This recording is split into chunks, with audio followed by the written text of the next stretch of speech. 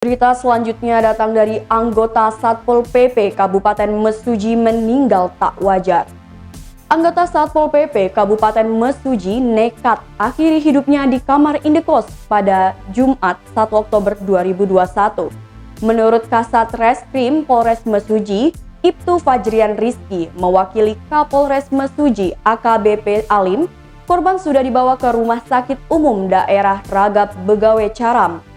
Fajrian mengungkapkan bersama dokter dan anggota kepolisian telah mengidentifikasi serta cek tempat kejadian perkara.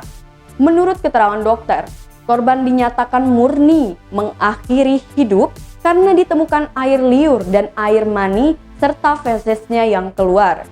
Selanjutnya, menurut Fajrian, untuk motif korban mengakhiri hidupnya belum bisa disimpulkan sebab HP korban tidak dapat dibuka. Berdasarkan pantauan dari Tribun Lampung, korban mengakhiri hidupnya di kamarnya lengkap menggunakan baju muslim, sarung, dan juga sejadah di bawahnya. Korban menggunakan tali tambang sebagai pengikat yang diikatkan ke teralis jendela kamar indekosnya.